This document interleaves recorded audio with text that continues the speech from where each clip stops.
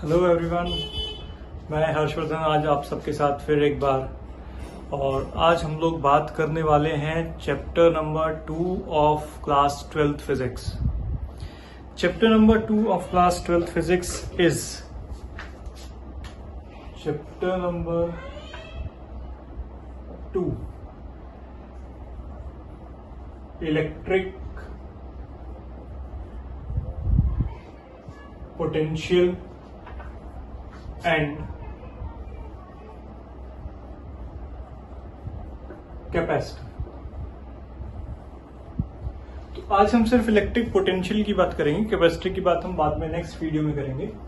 Electric potential के ऊपर ही हमको आज फोकस करना है।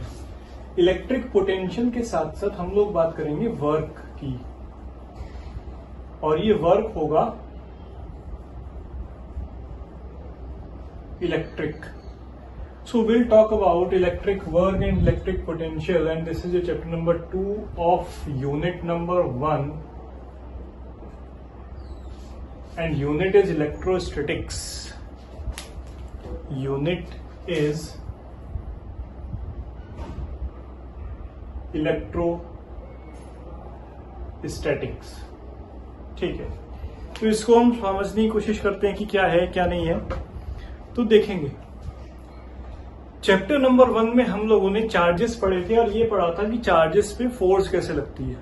हम लोगों ने वहां पे चार्जेस पढ़े थे और चार्जेस पे देखा था कि फोर्स कैसे लगती है।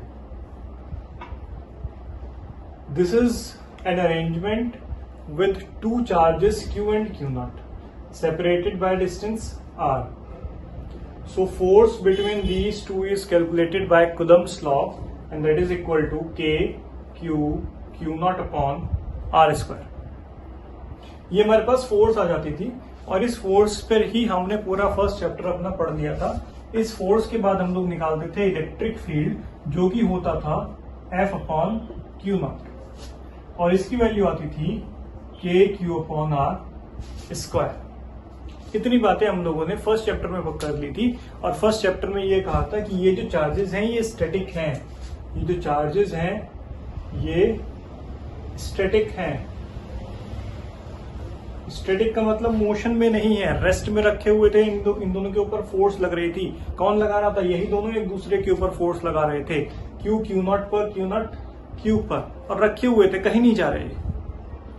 अब लेकिन हम चैप्टर पढ़ेंगे इलेक्ट्रिक पोटेंशियल एंड कैपेसिटर, और इस चैप्टर में हम इस चार्ज को मूव करेंगे। ध्यान से समझते हैं। चैप्टर नंबर 1 में चार्जेस मूव नहीं कर रहे, चार्जेस रेस्ट पर हैं। चैप्टर नंबर 2 में चार्जेस मूव कराने की कोशिश करेंगे हम लोग। चैप्टर नंबर 3 में चार्जेस मोशन में आ चुके हैं, क्योंकि चैप्टर नंबर 2 में हमने उन्हें मोशन में लेके आया, और चैप्टर नंबर 2 के बाद चैप्टर नंबर 3 में क्योंकि वे मोशन में हैं, इसीलिए उनको कहेंगे current. Moving charges are known as current. ठीक है।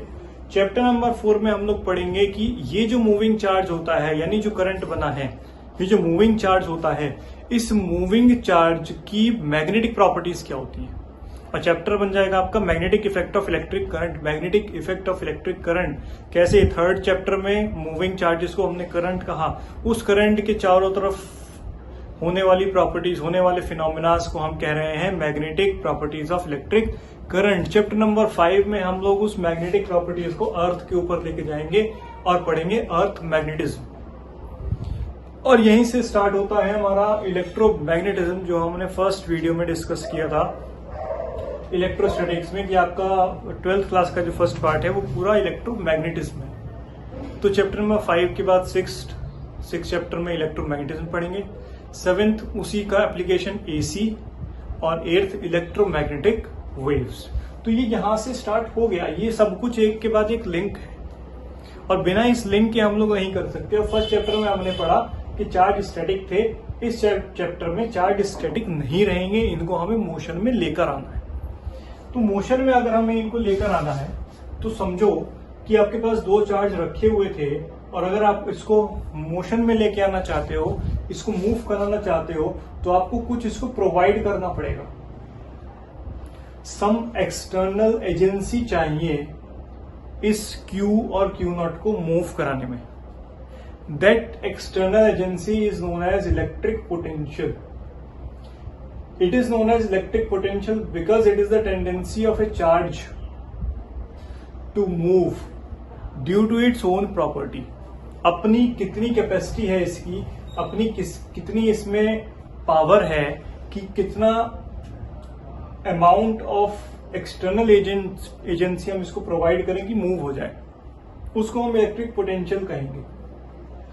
तो पहले तो हम ये देख लें कि हमने इस पे वर्क कितना किया, इलेक्ट्रिक वर्क कितना किया कि मूव हो जाएगा। उसके बाद देखेंगे कि एक चार्ज पे होने वाला वर्क कैसे इलेक्ट्रिक पोटेंशियल कहलाता है। ठीक, इसको बिल्कुल बेसिक से स्टार्ट करते हैं। हम लोग यहाँ पे आज डेरिवेशन नहीं करने वाले, हम लोग यहाँ पे सिर्फ कैसी बात करेंगे, एक जनरल बातें करेंगे, ऐसी बातें जो आपको समझ में आ जाएंगी, तो ये चैप्टर आपका ऑटोमेटिकली क्लियर हो जाएगा। तो पहले इलेक्ट्रिक वर्क देख लेते हैं। आप लोगों ने पढ़ा कि फोर्स होती है K Q1 Q2 upon R square. मैं आपसे कहूं कि 11th क्लास 11th में आपने वर्क पढ़ा था और ये पढ़ा था FDR, इसका इंटीग्रेशन। ठीक, तो ये जो वर्क हम लोगों ने देखा, इसको मैं वैल्यू पुट कर दूं K Q1 Q2 upon R square multiply bye dr का इंटीग्रेशन मैं R ले रहा हूं, और इस dr का इंटीग्रेशन मैंने जब R लिया तो इससे ये कैंसिल हो गया, और कैंसिल होने के बाद मेरे पास वैल्यू बची K Q1 Q2 upon R, K Q1 Q2 upon R। मैं इसको कंप्लीट वैल्यू ले रहा हूं, dr को R वैल्यू ले रहा हूं, R से मैंने R कैंसिल कर दिया, इंटीग्रेट नहीं किया मैंने यहाँ पे, मैंने डायरेक्ट वैल्यू लेके चला। ठीक, तो मेरे पास वर्क का एक फॉर्मूला बन रहा है, एक रफ फॉर्मूला बन रहा है, और वो फॉर्मूला है K Q1 Q2 upon R। और इस वर्क की यूनिट आप लोग जानते हैं कि इसमें होती है, जूल में होती है। ये तो हमने सब 11th क्लास में पढ़ लिया था कि वर्क होता है FDR। अगर है dr की जगह हम R ले लें, अगर इस dr की जगह हम R ले लें F इंटू R, और ये डॉट प्रोडक्ट है इनकी, तो F into R, cos theta को हम cos 0 ले रहे हैं, तो यहाँ मेरे पास वैल्यू बनी K Q1 Q2 पर R square multiply by R से R कैंसिल, W का आंसर आ गया मेरे पास। So this amount of work I need to done, this amount of work I need to do to move a charge Q, to move a charge Q। ठीक, अब मैं बात कर रहा हूं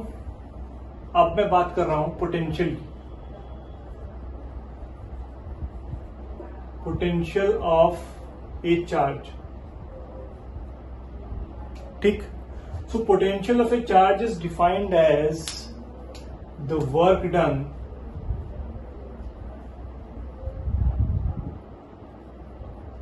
per unit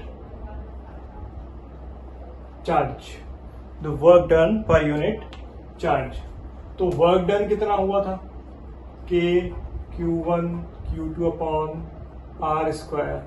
per unit charge के लिए मैंने यहां ले लिया Q1, मैं इस Q2 को Q मान रहा हूं और Q1 को मैं इस Q0 ले लेता हूं ताकि आपको आसानी हो, because Q0 is the test charge. So Q0 से Q0 cancel, K Q upon R square. Potential को आपने क्लास 10th में पढ़ा, V से डिनोट करते हैं। ये मैं डेरिवेशंस नहीं कर रहा हूं, मैं दोबारा बता रहा हूं, ये मैं डेरिवेशंस नहीं कर रहा हूं, ये मैं वो सारे जनरल मेथड्स बता रहा हूं कि आप बिना डेरिवेशन करे न्यूमेरिकल से पहले अगर आप फॉर्मूला गलती से भूल जाओ तो उसको याद कैसे लाना है, रिमेम्बर कैसे रखना है, और कैसे हम छोटी सी ट्रिक से सारे फॉर्मूले बना सकते हैं। And it is very easy कि हम एक छोटी सी ट्रिक से सारे ही फॉर्मूले बना सकते हैं, सारे। वो हम अभी डिस्कस करेंगे, क्योंकि यार ये वीडियो हम लोग इसीलिए देख रहे हैं, ये वीडियो हम लोग मैं इसीलिए कर रहा हूं ताकि आपको मैं एक छोटी सी ट्रिक दे दूं कि चैप्टर 1 और चैप्टर 2 के सारे फॉर्मूले आप एक साथ बना सकते हो। और एक साथ कैसे बना सकते हो, ये दो चीजें अभी मैंने देखी कि हमने फोर्स पढ़ लिया था, और क्योंकि 11th क्लास में हमने पढ़ा था कि वर्क होता है F इंटू R, तो मैंने R से मल्टीप्लाई करके वर्क बनाया, वर्क को बोला मैंने कि पोटेंशियल होता है work done per unit charge. ये क्लास 10th की डेफिनेशन है, क्लास 10th में आप लोगों ने पढ़ी, फर्स्ट चैप्टर में। फर्स्ट चैप्टर में आपने वहां पे पढ़ा था कि चार्ज को अगर मूव कराएं तो उस पर वर्क करना पड़ेगा, और वर्क पर यूनिट चार्ज ही क्या कहलाएगा, पोटेंशियल कहलाएगा, और वहां से आपके पास V का आंसर आया था। तो W भी आ गया था V Q नॉट, W भी आ गया था V Q नॉट। तो ये हम लोग ने इतनी बात कर दी और एक छोटी सी ट्रिक थी। अब हम सारे फॉर्मूले देखते हैं एक साथ, एक ही बार में फॉर्मूले देखते हैं कि कैसे आते हैं। तो फॉर्मूलों को करने के लिए अगर मैं यहाँ देखूं तो देखो मैं कैसे सारे फॉर्मूले बनाने की कोशिश कर रहा हूं, और मैं एक ही बार में सारे ही फॉर्मूले बना सकता हूं, आप भी बना सकते हो। अगर आपको फॉर्मूले याद करने में प्रॉब्लम हो रही है, हालांकि आप सभी के स्कूल्स में और कोचिंग्स में और ट्यूशंस में ये फर्स्ट सेकंड थर्ड चैप्टर तीनों हो गए होंगे, लेकिन फर्स्ट सेकंड और थर्ड चैप्टर कंप्लीट होने के बाद भी आपको हो सकता है कि ये फॉर्मूले याद ना हो पा रहे हैं। ऐसे बहुत सारे टॉपिक हैं जो आप एंड तक भी जाते हो तो कवर नहीं हो पाते। वो सारी चीजें आप लोग इस चैनल की वीडियोस से, मेरी वीडियोस से सीख सकते हैं। इस चैनल को सब्सक्राइब कर लीजिएगा, सभी बच्चों को ये वीडियोस पहुंच जाएं, इसीलिए इसको शेयर कर लीजिएगा। आगे बात करते हैं कि वो कौन सी ट्रिक थी, कैसे हम लोग सारे फॉर्मूले बना रहे थे इसके।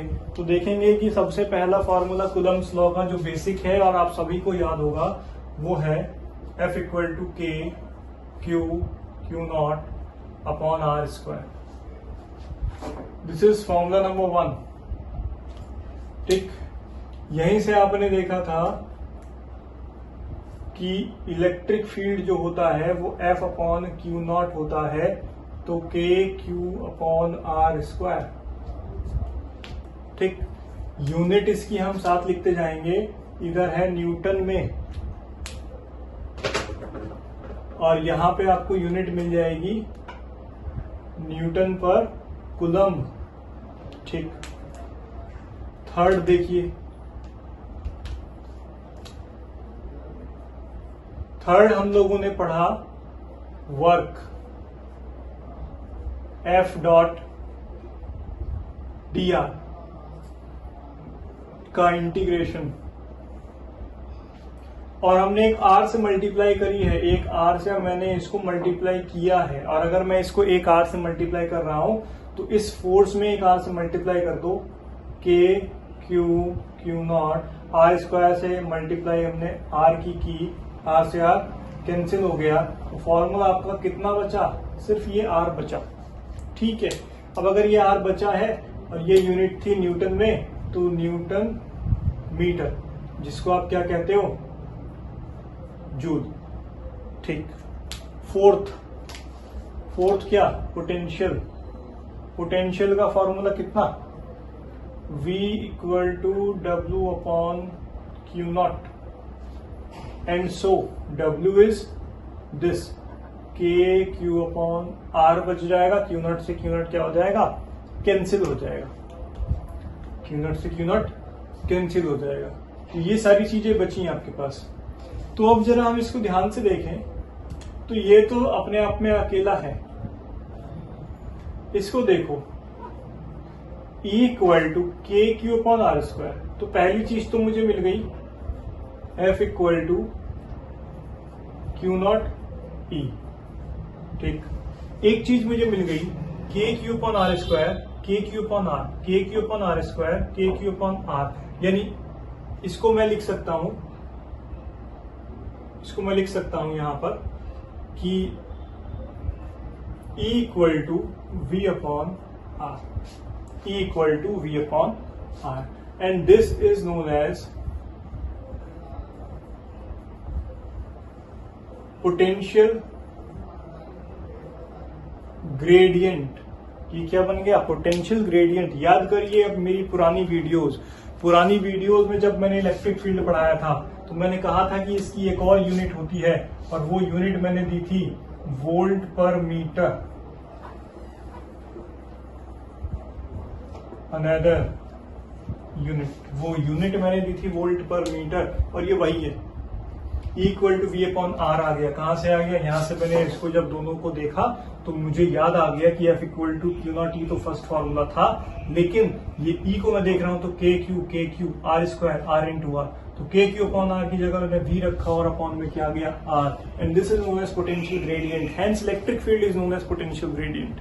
Hence electric field is known as potential gradient, and so the unit become volt per meter. Volt per meter is the another unit of electric field. Question आता है ये बोर्ड एग्जाम में बहुत बार आया है, मुझे नहीं लगता कि 10-15 बार से कम आया होगा। 1 मार्क्स का बहुत बार क्वेश्चन आया है, नीट में ये क्वेश्चन आया है, जब पहले AIPMT होता था तब ये क्वेश्चन आया है कि which of the physical quantity has unit volt per meter. So electric field is the quantity, is the physical quantity which has the unit volt per meter. So this is the answer. This was the question of your board examination and also of your NEET examination. IIT में थोड़ा सा twist करते हैं, IIT में यही तो करते हैं, 2-3 फॉर्मूलों को एक साथ मिला के बनाते हैं। तो यहां से अगर मैं कहूं कि E equal to minus dV/dr हो जाएगा तो कैसे हो जाएगा, सोचो जरा कि मेरे पास कोई एक चार्ज है, ये चार्ज इलेक्ट्रिक फील्ड प्रोड्यूस कर रहा था, ये charge positive Q0 electric field produce कर रहा था। जैसे जैसे ये दूर जा रहा है, इसकी इलेक्ट्रिक फील्ड की वैल्यू डिक्रीज होती जा रही है। अब जैसे जैसे दूर जा रहा होगा इस R की वैल्यू इंक्रीज होती जा रही होगी। ये तो बिल्कुल क्लियर वाली बात हो गई कि E प्रोपोर्शनल टू R होता है, E प्रोपोर्शनल टू R होता है, तो ये वैल्यू मुझे मिल रही है। इसका मतलब कि यहां से मुझे एक चीज कंफर्म है कि ये पोटेंशियल भी डिक्रीज हो रहा होगा, क्योंकि इलेक्ट्रिक फील्ड क्या हो रही है, डिक्रीज हो रही है। तो electric field should be equal to minus of dV/dr is equal to minus of dV/dr। ये कैलकुलस की फॉर्म में लिख दिया मैंने, और ये मैं कोई मेथड नहीं कर रहा हूं, ये मैं कोई डेरिवेशन नहीं कर रहा हूं, बिल्कुल सिंपल ट्रिक से लिखा है E equal to minus dV/dr because V is decreasing continuously,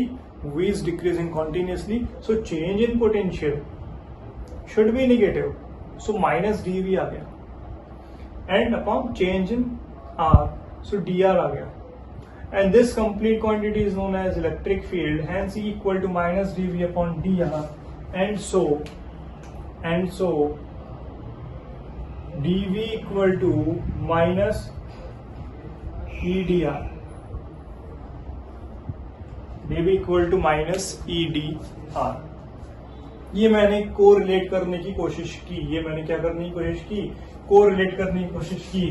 W और V तो ऑलरेडी कनेक्टेड थे, V को E से कनेक्ट कर लिया मैंने, V को मैंने F से कनेक्ट नहीं किया क्योंकि दो चीजों की रिक्वायरमेंट थी, Q0 की और R की, तो इसको इतनी खास जरूरत नहीं है, नहीं कर रहे हैं हम फोर्स से रिलेट, हम तो सीधे E से रिलेट कर रहे हैं, W से रिलेट कर रहे हैं। W को मैंने F से रिलेट कर लिया था ऑलरेडी, लेकिन W को मैं किसके साथ भी रिलेट कर सकता हूँ, V के साथ भी कर सकता हूँ, जो कि मैंने कर रखा है W/Q0 की हेल्प से।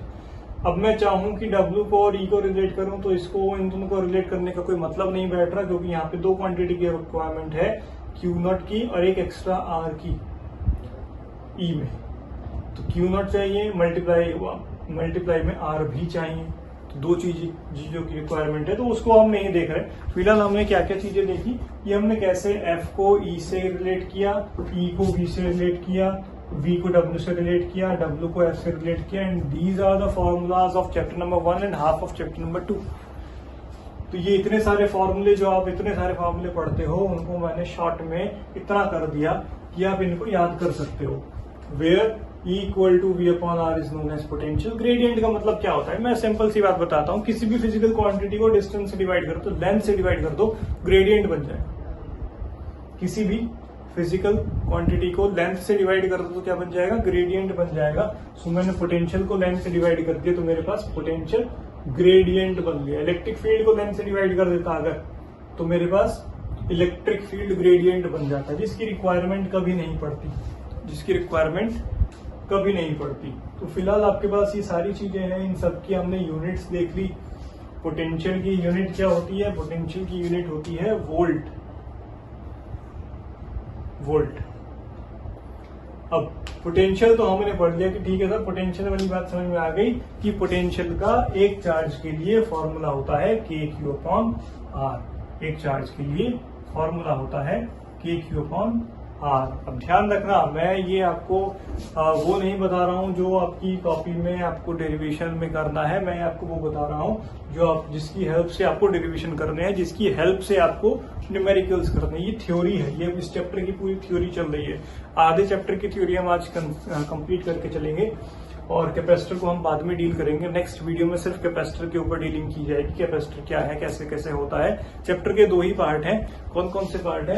Electric potential and capacitor. Capacitor एक अलग एक डिवाइस होता है जिसके बारे में हम नेक्स्ट वीडियो में बात करेंगे।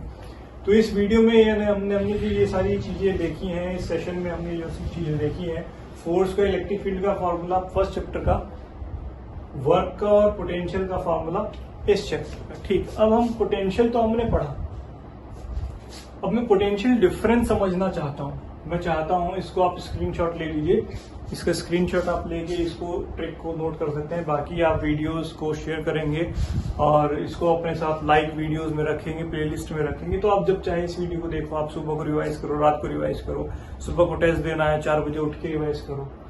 तो ये एकदम रिवीजन करने का बेस्ट मेथड है कि आप इसको ट्रिक से याद रखें। चलिए, मैं पोटेंशियल डिफरेंस की बात करना चाहता हूँ, इसकी बात करना चाहता हूँ पोटेंशियल डिफरेंस की। And potential difference is not potential, remember this thing. Potential difference is not potential, there are 2 different things, potential and potential difference.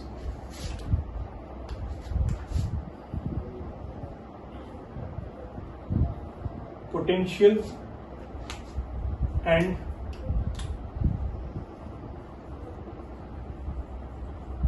Potential difference 2 अलग अलग चीजें हैं ये। एक का नाम है पोटेंशियल, एक का नाम है पोटेंशियल डिफरेंस। ठीक है, क्या है इन दोनों का मतलब? कब पोटेंशियल लेंगे, कब पोटेंशियल डिफरेंस लेंगे, कुछ पता नहीं लगता है इनका, है ना। आज समझ लेते हैं कि इसको कि पोटेंशियल कब कहना है और पोटेंशियल डिफरेंस कब कहना है। ठीक, so potential difference is the property, मैं एक सेल ले रहा हूं,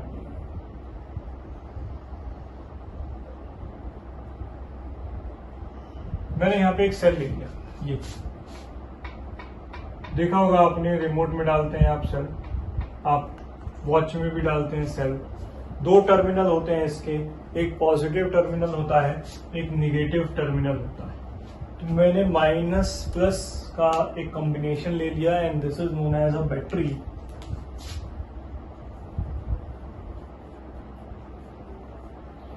ठीक, और इसको मैं कैसे बनाता हूं? इसको मैं ऐसे बनाता हूं अपने सर्किट्स में, है ना। इसको हम ऐसे बनाते हैं। सो पोटेंशियल हम कहेंगे जब ये फ्री होगा, यानी when it has no terminal, when circuit has no terminal, then we'll call it potential. And when there is terminal, when there are terminals, then we'll call it potential difference. So potential difference is always between 2 points and this is between infinite. तो potential difference जो होता है वो 2 points के बीच होता है। यानी मैं बात करूं कि मैंने एक रेजिस्टेंस R को ज्वाइन करा दिया, so potential difference between point A and B, so potential difference between point A and B is the potential between A R B and the potential difference between this battery. तो इस battery का potential इस battery के potential difference के equal हो जाएगा। यानी हम टर्मिनल्स के बारे में बात करते हैं कि टर्मिनल्स कैसे हमने लिए हुए हैं, कब हम पोटेंशियल कह रहे हैं, कब हम पोटेंशियल डिफरेंस कह रहे हैं। तो पोटेंशियल डिफरेंस कब हम कहते हैं? जब हमारे पास 2 टर्मिनल नोन होते हैं। जब हमारे पास टर्मिनल नोन नहीं होते तो हम क्या कहते हैं? पोटेंशियल कहते हैं। तो ये बात आपको समझनी है, दोनों की ही यूनिट क्या होती है, दोनों की ही यूनिट क्या होती है? वोल्ट होती है। अब ये बात आपको बुक में नहीं मिलेगी, कब पोटेंशियल कह रहे हैं, कब पोटेंशियल डिफरेंस कह रहे हैं, बिकॉज पोटेंशियल में और पोटेंशियल डिफरेंस में दोनों में फर्क होता है। पोटेंशियल कुछ और है, पोटेंशियल डिफरेंस कुछ आर है। ठीक, तो इसको आप एक बार समझने की कोशिश करिए कि what is potential and what is potential difference. अब हम लोग बात करेंगे कि आपके पास अगर ये कॉम्बिनेशन होता है, एक नेगेटिव होता है एक पॉजिटिव होता है, दोनों के पास सेम चार्ज होता है, तो क्या क्या सिचुएशंस बनती है। देखो क्या सिचुएशन बनती है। ये हम पहले भी कर चुके, कौन से चैप्टर में, फर्स्ट चैप्टर में क्या किया था साथ, तो देखो ये किया था -q + q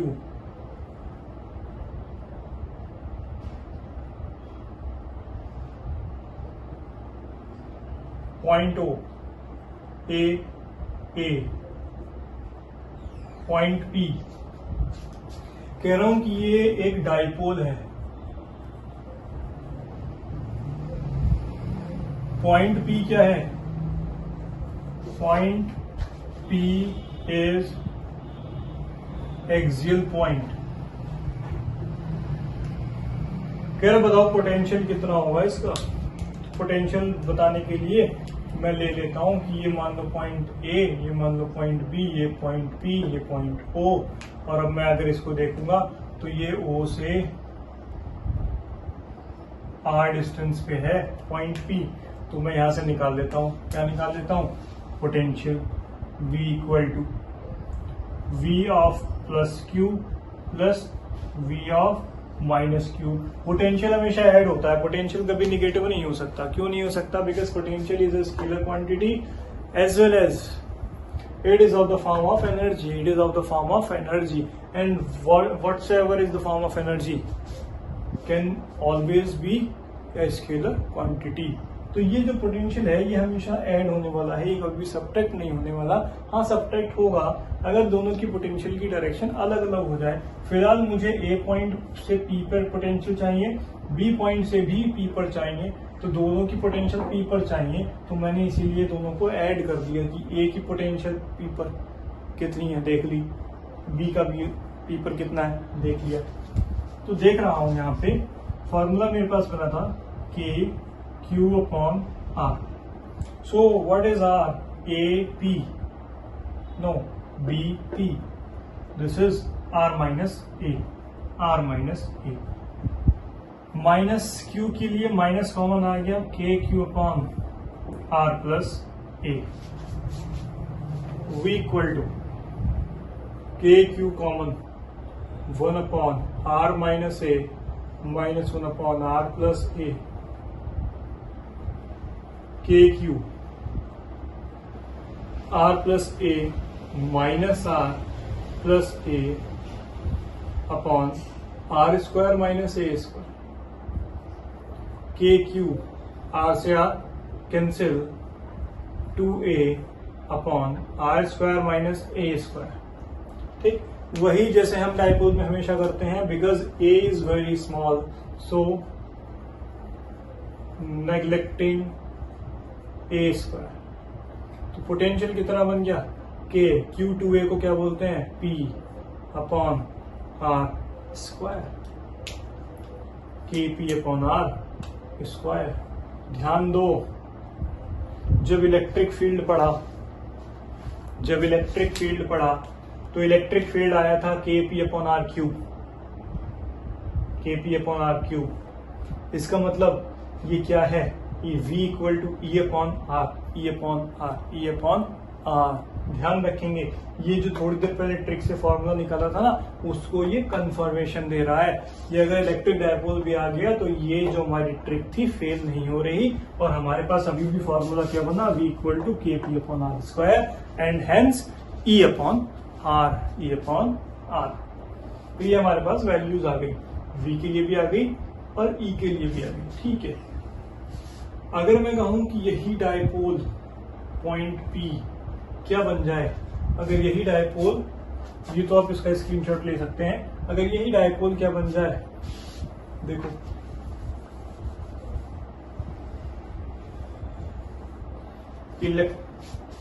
इक्विपोटेंशियल सरफेस बन जाए यहां,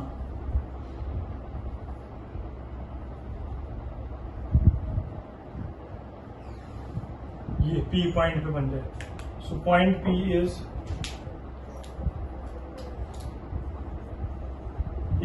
equipotential point V equal to V plus Q minus Q, K Q upon ये कितना बनेगा R square plus A square का under root, because this is R. So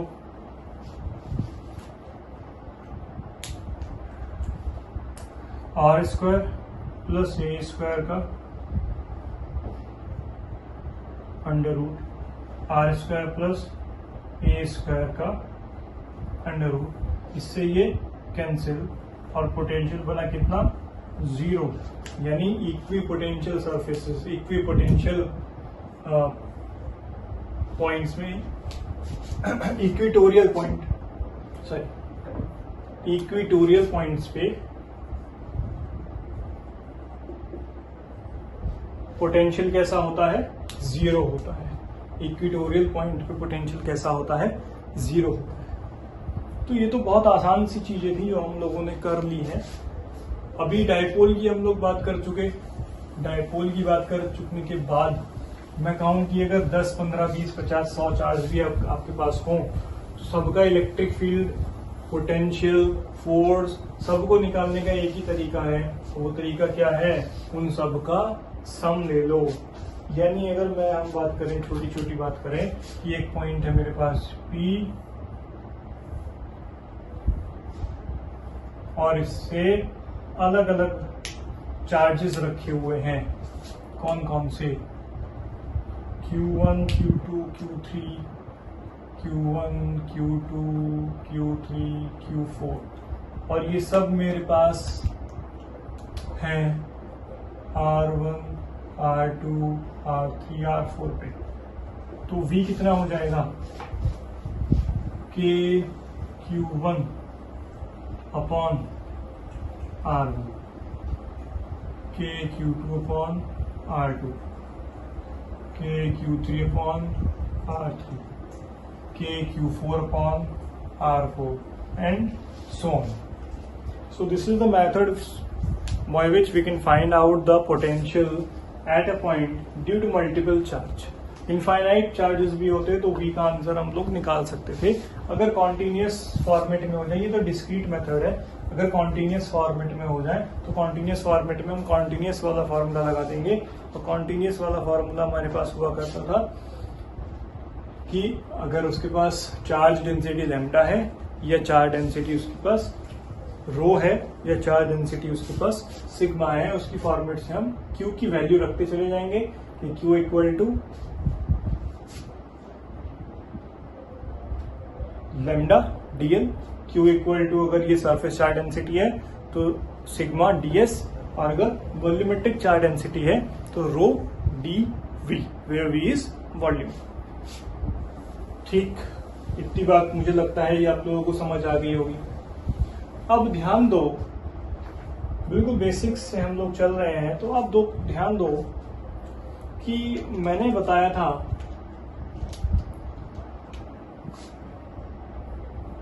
V equal to minus DE upon DR, DE upon dr. Let us consider a spherical shell, radius r. बाहर point ले लिया जिसका radius, जिसका distance r है. एक अंदर point ले लिया यहां पे जो है s. मैं चाहता हूं कि V सरफेस मुझे पता हो, VP मुझे पता हो और VS मुझे पता हो. ये तीन चीजें मैं जानना चाहता हूं. इनर रेडियस कितनी है, इनर रेडियस है मेरे पास R, और ये एक्सटर्नल डिस्टेंस कितनी है स्मॉल. तो अगर मैं फॉर्मूला देखूंगा तो आप एक बात जानते हो, charge always exist at the surface, charge always exist at the surface. So K Q surface की बात कर रहा है, कैपिटल R लिख दिया. बहुत अच्छे, बात समझ में आ गई. बात खत्म भी हो गई शुरू होने से पहले कि ये फॉर्मूला सरफेस का है. सर बात खत्म, ठीक, समझ में आ गई बात. VP VP VP P point पे are, K Q upon are. Sir बात समझ में आ गई। बाहर आर डिस्टेंस पे एक पॉइंट था, क्यू की वजह से हम लोगों ने इस शेल का निकाल दिया पोटेंशियल। ठीक है, मैं चाहता हूं कि अब मैं एस का बताऊं तो वो कितना होगा, के क्यू अपॉन कैपिटल आर। क्यों होगा capital R? Because the electric field inside this shell is zero, the electric field inside this shell is zero, and because electric field is zero and the differentiation of constant, and the differentiation of constant is always zero. So it means v is constant. क्योंकि E zero है, और अगर मेरे पास यहाँ से E zero है, इसका मतलब मेरे पास dv कांस्टेंट होगा। पोटेंशियल अंदर का कैसा होगा? कांस्टेंट होगा। और अगर अंदर का पोटेंशियल कांस्टेंट है तो इसका मतलब यहाँ पे मेरे पास क्या चीज है? यहाँ पे है मेरे पास कि Vs इक्वल टू के Q upon R. Vs is equal to के क्यू अपॉन आर। किसी चीज के डिफरेंशिएशन का आंसर अगर जीरो आ जाए तो इसका मतलब होता है कि वो कांस्टेंट है, और अगर कांस्टेंट है तो मेरे पास यहाँ से जो v की वैल्यू है वो क्या आई है? कांस्टेंट आई है। जो v की वैल्यू है वो क्या आई है? कांस्टेंट आई है। ये ऐसा लिख दिया, ये dv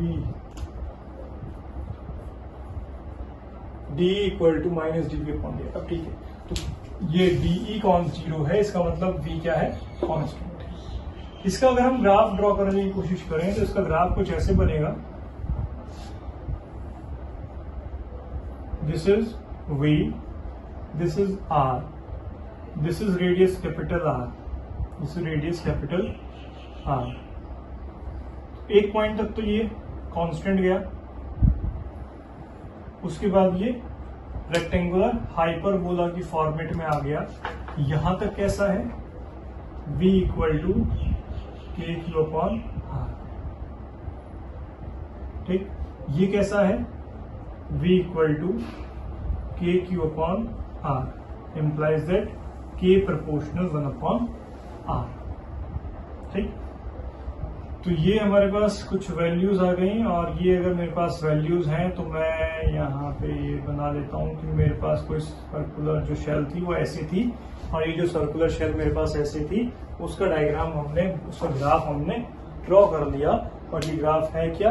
ये ग्राफ है v प्रोपोर्शनल टू r के लिए, v वर्सेस r के लिए। इतनी बात मुझे लगता है आप लोगों को समझ आ गई होगी। इसको आप लोग स्क्रीनशॉट लेके ड्रॉ कर लेंगे, समझ भी लेंगे। आगे की बात हम लोग कर रहे हैं, और इसी पॉइंट को मैं थोड़ा और आगे लेकर जा रहा हूं कि मेरे पास ये जो फॉर्मूला है ये है D equal to minus dv upon dr। मैं ये d हटा भी दूं तो कोई फर्क नहीं पड़ेगा। Equal to minus dv upon dr हमारे पास कंप्लीट फार्मूला है, और इसका जब ये कंप्लीट फार्मूला है तो हम यहाँ पे एक पॉइंट पढ़ते हैं जिसको कहते हैं if E is constant, E is constant, if E is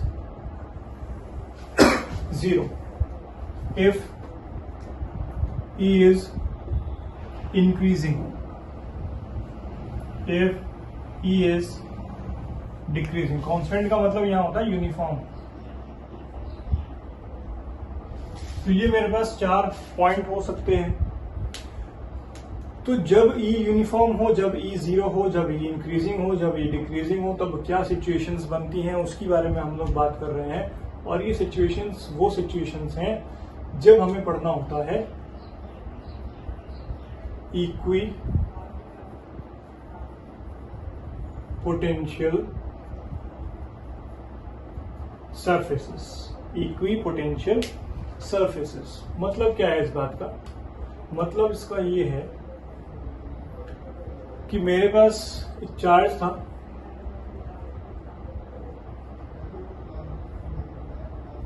ये ठीक, इसका मुझे इक्वी पोटेंशियल सरफेस ड्रॉ करना है। तो मैं सिंपली ये इसका इक्विपोटेंशियल सरफेस ड्रॉ कर दूंगा।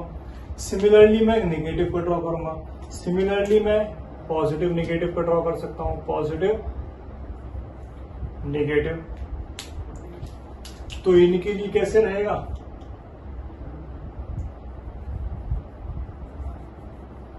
कुछ ऐसे, ठीक। ये इसकी इलेक्ट्रिक फील्ड लाइंस,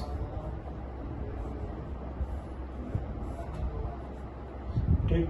अगर ये पॉजिटिव पॉजिटिव हो, अगर ये नेगेटिव नेगेटिव हो, तो इसके कैसे करेंगे, ये इससे दूर जाने लगेंगी, क्योंकि रिपल्शन होता है दोनों में, तो ये इससे दूर जाने लगेंगी। यानी मेरे पास अगर एक पॉजिटिव हो दूसरा पॉजिटिव हो, नेगेटिव के लिए भी आप ऐसे ही बनाएंगे जैसे मैं यहां बना दूंगा, तो ये इससे क्या करने लगेंगी, दूर जाने लगेंगी। कौन, इलेक्ट्रिक फील्ड लाइंस।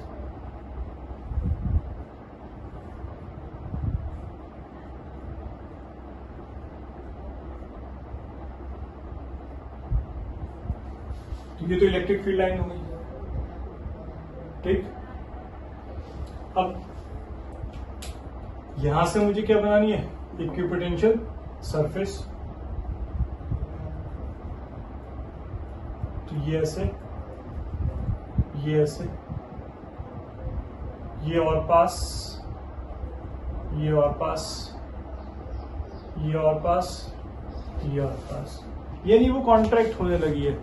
जब भी रिपल्शन होता है उसमें कॉन्ट्रैक्शन आ जाता है, और रिपल्शन में जब कॉन्ट्रैक्शन आ जाता है तो हम उससे इक्विपोटेंशियल सरफेस ड्रॉ करते हैं। आप देखो कि और कैसे हम इसको समझ सकते हैं। मैं कह रहा हूं मेरे पास अलग अलग वेरिएबल फॉर्मेट में है ये, मतलब कि अब हम लोग डिस्कस करेंगे आपके बोर्ड्स के और नीट के question.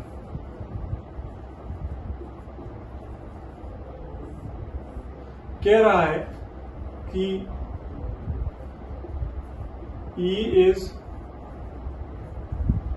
uniform as Ez equal to constant. Draw equipotential surface. तो ठीक, मैं X Y Z axis draw कर देता हूं। X Y Z, X Y Z. Electric field is around E Z, ठीक। So equipotential surface is defined as the surface area where potential is always constant. Surface area where at each and every point potential is always constant. Potential में कोई भी difference नहीं आएगा। तो यहां मैं इसका potential surfaces जब ड्रॉ करूंगा तो ये एक surface हो गया, ये एक surface हो गया, ये एक surface हो गया। इनके बीच में difference d कांस्टेंट डिफरेंस से चलेगा जब ये यूनिफॉर्म होती है। इलेक्ट्रिक फील्ड यूनिफॉर्म है तो डी कांस्टेंट हो जाएगा। इलेक्ट्रिक फील्ड इंक्रीजिंग है तो ये डी डिक्रीज होता जाएगा। इलेक्ट्रिक फील्ड डिक्रीजिंग है तो ये डी इंक्रीजिंग होता जाएगा। तो मैं यही लिखता हूं, if electric field is 0 then there is no equipotential surface. If it is uniform the separation between the equipotential surface D is constant। इस केस में क्या होगा, इस केस में हम लोग देखेंगे कि E is increasing so D is decreasing, ठीक। इधर हम लोग देखेंगे if E is decreasing then D is increasing। D increase होता जा रहा है और D डिक्रीज होता जा रहा है। ये इक्विपोटेंशियल सरफेस की प्रॉपर्टीज है। अब इक्विपोटेंशियल सरफेस की ये प्रॉपर्टीज आपको ध्यान रखनी है इनसे ही आपको आगे आने वाले न्यूमेरिकल्स को सॉर्ट आउट करना है। और न्यूमेरिकल्स कैसे होंगे कि इसमें आपको या तो ड्रॉ करना होगा या फिर आपके पास कुछ 4 ऑप्शंस होंगे और उन 4 ऑप्शन में से आपको करेक्ट ऑप्शन चूज करना होगा। अब हम बात कर लेते हैं वर्क की। अब हम बात करेंगे वर्क की। कैसा वर्क? बहुत काम कर रहे हो तुम लोग आजकल। लॉकडाउन चल रहा था, अभी लॉकडाउन खत्म हो गया, लेकिन खत्म होने के बाद तुम्हारा काम और बढ़ गया। अभी ऑनलाइन क्लास ले लेके शायद थक गए होंगे, सोच रहे होंगे सर ऑफलाइन कब शुरू होंगे। ऑफलाइन भी होगी, सभी रखो। पहले इलेक्ट्रिक वर्क देखो। इलेक्ट्रिक वर्क का फॉर्मूला कितना आया था?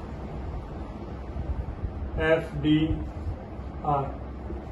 फॉर्मूला पूछ रहा हूं कि Q1 Q2 upon R between these 1 and 2। एक और फॉर्मूला भी था, इसको Q नॉट कर दो। क्या था इसका एक और फॉर्मूला? Q not V। तो ये 2 फॉर्मूले थे हम लोगों के पास। W equal to K Q not upon R12। ठीक, डिस्कशन स्टार्ट करते हैं।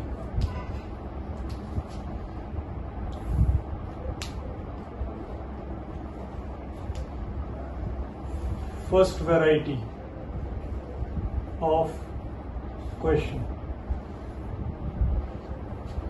कह रहा है find work in establishing the system of 2 charge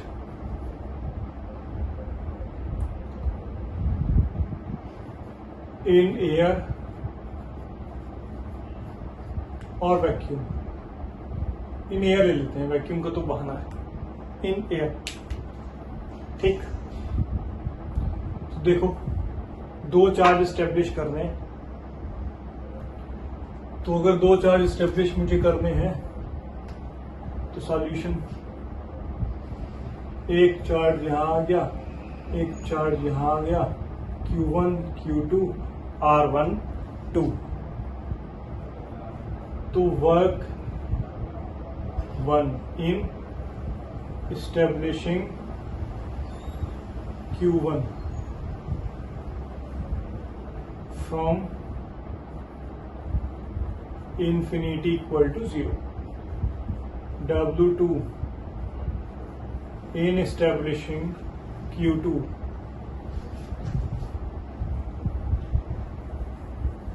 due to Q1 equal to K Q1 Q2 upon R12। ठीक, तो ये मेरे पास यहां से बन जाएगा कि network equal to W1 plus W2 and W1 is 0 and this is K Q1 Q2 upon R12। ये अभी किसी इलेक्ट्रिक फील्ड में रखे हुए नहीं है, दूसरी वैरायटी में हम इलेक्ट्रिक फील्ड में रखेंगे। फिलहाल ये किसी भी इलेक्ट्रिक फील्ड में रखे हुए नहीं है, सिंपल था। तो 2 पॉइंट थे, दोनों को हमें स्टेब्लिश करना था, सिस्टम में लाना था, तो हमने वर्क देख लिया, वर्क हमारे पास आ गया। अभी हम कह रहे हैं कि find the work done to establish the system of 3 charges. कितने चार्ज रखने हैं आपकी बात? 3 चार्ज रखने हैं। कितने चार्ज रखने हैं? 3।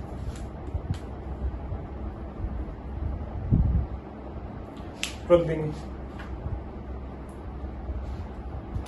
1 2 3 Q1 Q2 Q3 R12 R23 R31 या 13 ले लो, कुछ भी ले लो,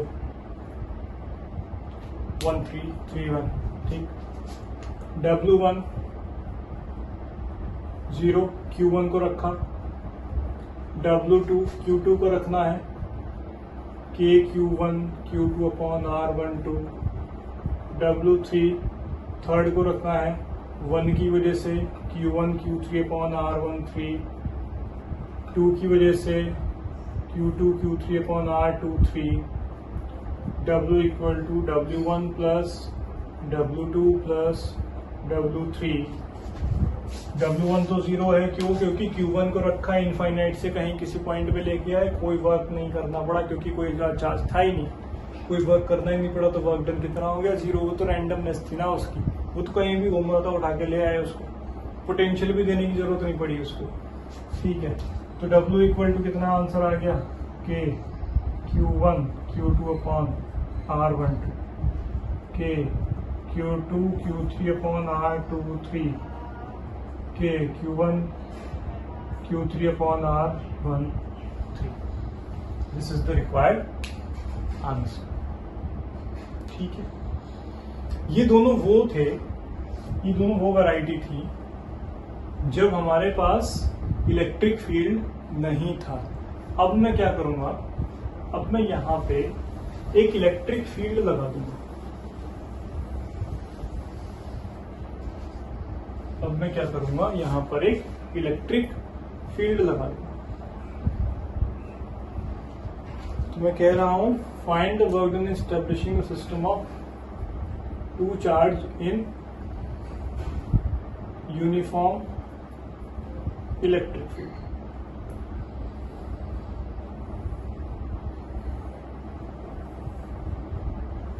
ठीक है, कहीं इनफाइनाइट से Q1 उठा के लाया, कहीं इनफाइनाइट से Q2 उठा के लाया, इस इलेक्ट्रिक फील्ड में स्टेब्लिश किया, और ये मेरे पास बन गया R12। ठीक, तो W1 equal to due to infinity 0 in stabling in this electric field plus इस इलेक्ट्रिक फील्ड की वजह से V पोटेंशियल Q1 को उठा के लाए Q1V, W2 इस इलेक्ट्रिक फील्ड की वजह से V Q2 प्लस Q1 की वजह से K Q1 Q2 upon R12। क्या कर दिया सर? ये किया है इनफाइनाइट से Q1 उठा के लाए तो वर्क 0, क्योंकि इलेक्ट्रिक फील्ड के अंदर एंटर करने के लिए पोटेंशियल लग गई V, चार्ज था Q1, तो वर्क होता है Q इंटू V, Q1V आ गया, वर्क 1 का कंप्लीट। सेकेंड का वर्क डन कितना? इन्फिनिटी से उठा के लाए तो 0 प्लस E में रखा, इलेक्ट्रिक फील्ड के अंदर रखा Q2V पहला वर्क, प्लस Q1 की वजह से भी इस पे फोर्स लग रही थी, तो K Q1 Q2 upon R12 इसको रखने के लिए दूसरा वर्क। सबको ऐड कर दो, W इक्वल टू, दोनों को ऐड करेंगे Q1V Q2V K Q1 Q2 upon R12। Scalar quantity है, स्केलर है तो कहीं कोई वेक्टर का साइन नहीं आया और इक्वेशन हो गया कंप्लीट। थर्ड हम रख देते, अगर यहाँ पे अगर मैं कहता कि 2 नहीं 3, तो एक यहां ले आओ, कहां से? इन्फिनिटी से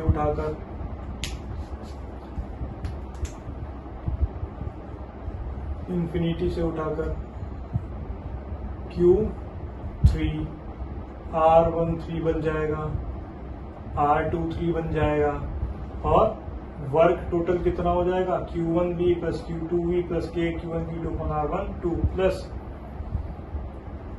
Q3V plus K Q2 Q3 upon R23 K Q2 Q1 upon R1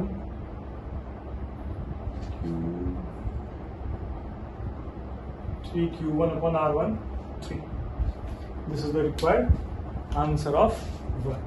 तो वर्क के ये सारे क्वेश्चंस हम लोगों ने कर दिए, और यही सारे क्वेश्चंस आपके बोर्ड एग्जाम में आते हैं, और यही सारे क्वेश्चन आपके नीट और IIT के मेंस में आते हैं।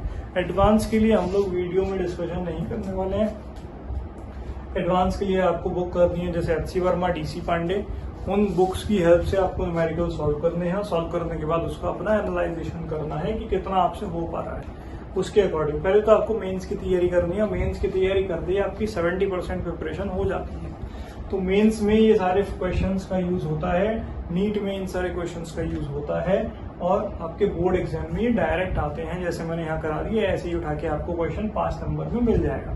तो अब तक का जो पोर्शन हमने पढ़ा है वो बोर्ड एग्जाम के लिए काफी इंपॉर्टेंट था। यहाँ से 3 मार्क्स क्वेश्चन बन सकता है, 5 मार्क्स का क्वेश्चन बन सकता है, 1 मार्क्स के क्वेश्चन बन सकते हैं, और 1 मार्क के क्वेश्चन के बाद यहाँ पे हम लोग 2 मार्क्स का क्वेश्चन एक और डिसाइड करते हैं कि कैसा बनता है।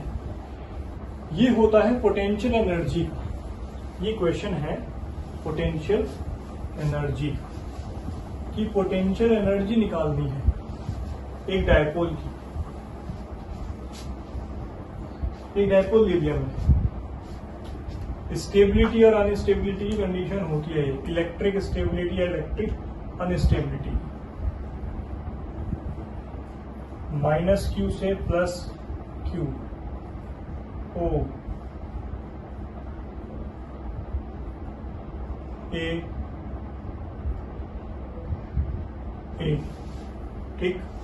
ठीक है सर। इसको मैं रखना चाहता हूं, एक डायपोल को रखना चाहता हूं इलेक्ट्रिक फील्ड में। तो डायपोल होता ही था, इसको मैं इलेक्ट्रिक फील्ड में रख रहा हूं। ये है मेरे पास इलेक्ट्रिक फील्ड, ठीक है जी। यहां मैं रखना चाहता हूं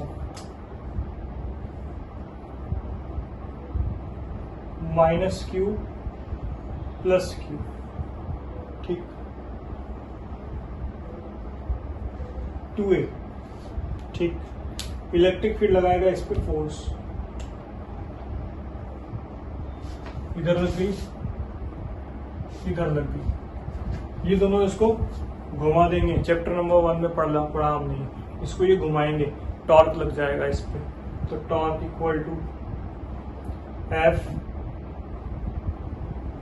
d sin थीटा आता था, जिसका आंसर बनता था PE sin थीटा, ठीक।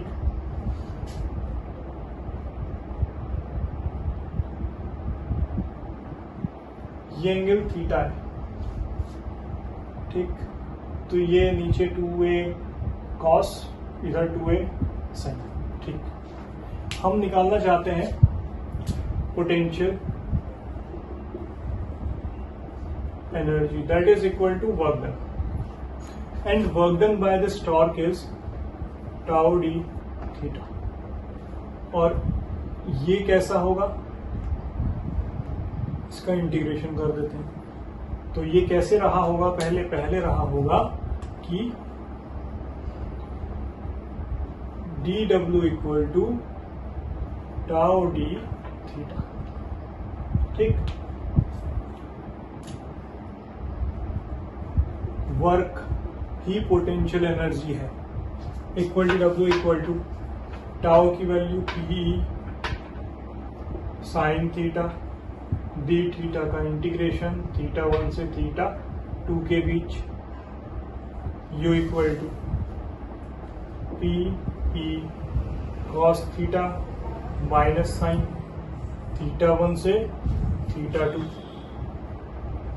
Minus PE cos theta 2 minus cos theta 1, U equal to minus अंदर ले जाओ PE cos theta 1 minus cos theta 2। Highly unstable होगा तो ले लेंगे यहाँ पे हम कि theta 2 equal to 0 degree, sorry 90 degree, और theta 1 equal to 0 degree. PE theta 1 को थीटा ले लो, PE cos थीटा।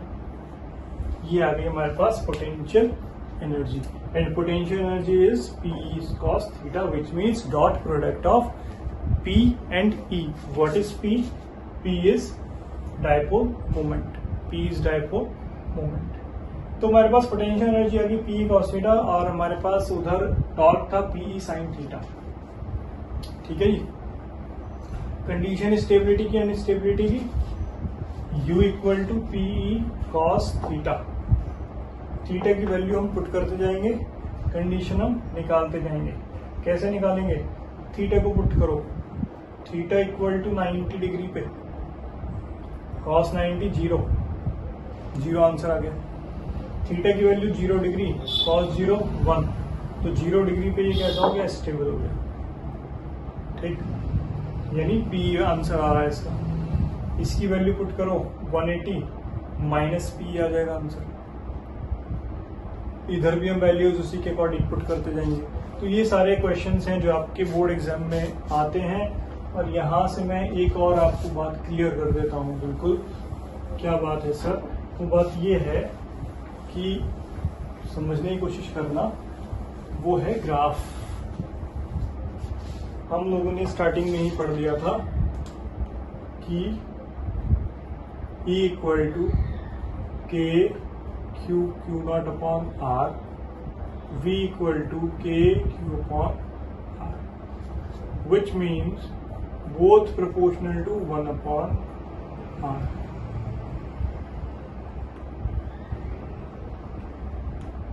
Square. ये अलग अलग ही लेना। It is proportional to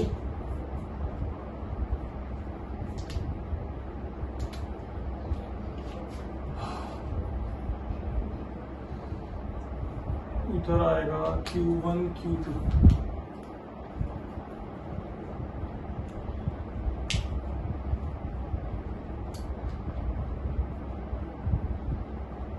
गलत लिख रहा हूं क्या मैं कुछ?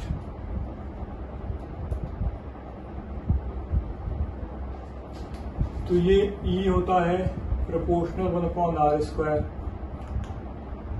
और V होता है प्रोपोर्शनल टू आर। ठीक,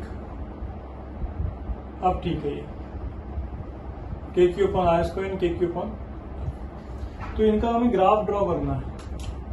तो ग्राफ ड्रॉ कैसे करेंगे? Here it is R, V and E, and both should be rectangular hyperbola. Both should be rectangular hyperbola. ठीक, इसको मैं कहूंगा और इसको भी मैं कहूंगा। तो जो ज्यादा बिल्कुल करीब से होगा आर के, उसको हम कहेंगे ई के लिए, और जो थोड़ा सा दूर रह गया उसको हम कहेंगे V के लिए। These are the graphs for V and E। तो आज हम लोगों ने पोटेंशियल की बात करी और एनर्जी की बात करी, पोटेंशियल की बात करी और एनर्जी की बात करी, और पोटेंशियल एनर्जी की बात हम लोगों ने कंप्लीट कर ली। ज्यादा से ज्यादा बच्चों तक ये वीडियो पहुंच जाए, क्योंकि ये बहुत सारे डाउट रह जाते हैं कि सर कैसे पोटेंशियल, क्या मतलब पोटेंशियल क्या होता है? अरे पोटेंशियल कुछ नहीं होता। पोटेंशियल वो क्वांटिटी है कि आप जिस क्वांटिटी से किसी चार्ज को मूव कराने वाले हैं। पोटेंशियल को जनरल लैंग्वेज में ताकत बोलते हैं। ताकत ही तो है, कितनी ताकत आप लगाओगे कि चार्ज मूव करने लगे। तो आपने एक वर्क किया, आपने वर्क करके उसको एनर्जी प्रोवाइड कर दी। एनर्जी प्रोवाइड करने के बाद वो अपने पोटेंशियल जितनी एनर्जी से मूव करेगा, है ना? पोटेंशियल एनर्जी से ही तो मूव करेगा। जितनी उसके अंदर एनर्जी थी उसको पोटेंशियल एनर्जी कह रहे थे आप स्टैटिक कंडीशन में, उसको काइनेटिक में चेंज करेगा। वो काइनेटिक में चेंज करेगा तो आपको पोटेंशियल मिल गया उसका। तो उतना ज्यादा आपको कंफ्यूजन नहीं करना है अपने अंदर दिमाग में, बिल्कुल सीधी सीधी बात करनी है। जो ट्रिक मैंने स्टार्टिंग में आपसे डिस्कस करी, उस ट्रिक का आपको यूज करना है। उसके बाद चाहे कैसा भी डेरिवेशन आ जाए आप लोग कर सकते हो। आपके माइंड सेट आपका रहेगा कि हाँ मुझे क्या करना है, मेरे पास ये फॉर्मूला आने वाला है तो मुझे ऐसे ही इसको लेके चलना है। तो माइंड सेट होता है तो हमारी चीजें 70% 80% तो वैसे ही डिक्रीज हो जाती है, वैसे ही ईजी हो जाती है कि हमें यही करना है तो यही करेंगे। ठीक है, आगे हम बात कर लेते हैं कैपेसिटर की। तो हम नेक्स्ट टर्म में पढ़ेंगे कैपेसिटर क्या होता है, कौन सा ऐसा ये डिवाइस है जिसको हम यूज करने वाले हैं। क्योंकि आप लोगों ने क्लास 10 तक एक डिवाइस पढ़ा रजिस्टर, वैसे ही होता है एक चीज कैपेसिटर। रजिस्टर आप लोग पढ़ चुके थे, कैपेसिटर आप लोग पढ़ेंगे एक और इसमें आगे जाके जब इलेक्ट्रोमैग्नेटिज्म चैप्टर आएगा, चैप्टर नंबर 6, वहां हम लोग देखेंगे कि एक और चीज होती है जिसको इंडक्टर बोलते हैं। जब उससे पहले एक चीज हम पढ़ लेंगे सोलेनॉइड, वो अपनी क्लास 10th में भी पढ़ा है। तो ये बहुत सारी चीजें हैं जो हम लोग डिस्कस करने वाले हैं। फिलहाल हम लोग डिस्कस करेंगे पार्ट 2 चैप्टर नंबर 2 का, जो कि होगा कैपेसिटर। और इसमें हमने बहुत सारी जनरल चीजें की, जो भी मैंने किया वो सब वैसे डेरिवेशन ही था, वो आप लोग डायरेक्ट यूज करेंगे विद लैंग्वेज। यहाँ हम लोग वीडियो में लैंग्वेज की बात नहीं कर रहे, लैंग्वेज की बात तब करेंगे जब आप लोग क्लास में बैठे होते और आपको मैं हाथ से करके दिखा रहा होता कि ऐसे ऐसे लैंग्वेज लिखनी है कि let us consider this this this, these are the assumptions. वैसे तो इस चैप्टर में कोई असम्पशन नहीं है, सब कुछ रियलिटी है। तो इस वीडियो को अगर आपको ये वीडियो पसंद आ जाए तो इसको लाइक कर देना। इसका जो कंटेंट है वो आप लोग शेयर कर दीजिए, so that your friends can have some tricks, your friends can get out of the confusion. और इसीलिए इसको ज्यादा से ज्यादा शेयर करिए, इस चैनल को शेयर करिए, ताकि मैं जल्दी आपको वीडियोस दे सकूं। और आप लोग ये जो डिस्कशन करते हैं, ये जो मुझे बताते हैं कि सर हमें किरचॉफ लॉ नहीं पसंद आ रहा, समझ में नहीं आ रहा क्या हो रहा है किरचॉफ लॉ, तो मैं सोच रहा था किरचॉफ लॉ की एक वीडियो बना दूं, लेकिन पहले मैंने सोचा कि चैप्टर 2 से ही शुरू करते हैं। तो इस चैप्टर के बाद हम लोग डायरेक्ट बात करेंगे चैप्टर 3 का एक शॉर्ट रिवीजन, और शॉर्ट रिवीजन के जस्ट बाद किरचॉफ लॉ पे एक सेपरेट वीडियो। तो किरचॉफ लॉ की हम लोग वीडियो की बात करेंगे, तो उसमें आपका जो दोनों लॉ है वो हम पढ़ेंगे। उस लॉ के ऊपर हम न्यूमेरिकल्स करेंगे, और उस किरचॉफ लॉ के ऊपर हम सारी वैरायटी ऑफ न्यूमेरिकल्स करके देख लेंगे। ठीक है। थर्ड चैप्टर में आपके अलग अलग डिवाइसेस भी हैं, metre bridge, Wheatstone bridge, potentiometer, ये सारी चीजें आपकी थर्ड चैप्टर में है। तो उसको हम वहीं पर डिस्कस करेंगे जब हम किरचॉफ लॉ को पढ़ लेंगे। वहां पे एक यूज होता था पोटेंशियल ग्रेडियंट, जिसको मैंने आपको यहाँ बता दिया कि पोटेंशियल ग्रेडियंट होता है V/R, और ये E के इक्वल है, where E is electric field. तो इलेक्ट्रिक फील्ड वही पोटेंशियल ग्रेडियंट कहते हैं V/R। किसी भी चीज को, किसी भी फिजिकल क्वांटिटी को लेंथ से डिवाइड कर देंगे तो क्या बन जाएगा, पोटेंशियल ग्रेडियंट बन जाएगा। बाकी बातें हम लोग नेक्स्ट वीडियो में करेंगे। तब तक के लिए घर से ज्यादा निकलना बंद कर दीजिए। इस समय भी आपका जो कोरोना है उसका संक्रमण बहुत फैला हुआ है। अब केसेस आपके 3 लाख प्लस हो चुके हैं, ऑलमोस्ट 3,50,000 होने वाले हैं। तो कोशिश करिए कि आप घर में ही रहें, ये सारी चीजें आप देखते रहें। नीचे मेरा नंबर मेंशन है, आपको कोई प्रॉब्लम होती है, आप कुछ डिस्कस करना चाहते हैं, आप कुछ कंसल्ट करना चाहते हैं, आपसे बड़े, आपसे छोटे, जो कोई करियर से रिलेटेड कंसल्ट करना चाहते हैं, कोर्सेज से रिलेटेड करना चाहते हैं, क्लास 12 पास आउट हैं तो करना चाहते हैं, ग्रेजुएट हैं, बीटेक किया हुआ है आपने, या आपने बीएससी की हुई है, या आपको करियर ऑप्शन चूज करने में दिक्कत है, तो इन सब चीजों के लिए भी आप मुझसे कांटेक्ट कर सकते हैं। नीचे मेरा आपके पास कांटेक्ट नंबर रहेगा, व्हाट्सएप भी कर सकते हैं आप मुझे, या फिर आप मुझे इंस्टाग्राम पे फॉलो कर सकते हैं @physics_voice। physics_voice के नाम से मेरा पेज है, वहां पे आप लोग मुझसे कंसल्ट कर सकते हैं। And everything is absolutely free, so feel free to consult me any time. हो सकता है रिप्लाई 1 घंटे, 2 घंटे, 3 घंटे के बाद मिले, पर मिलेगा आपको definitely. So feel free to talk to me, don't hesitate. तब तक के लिए आप लोग stay safe, stay happy. Thank you.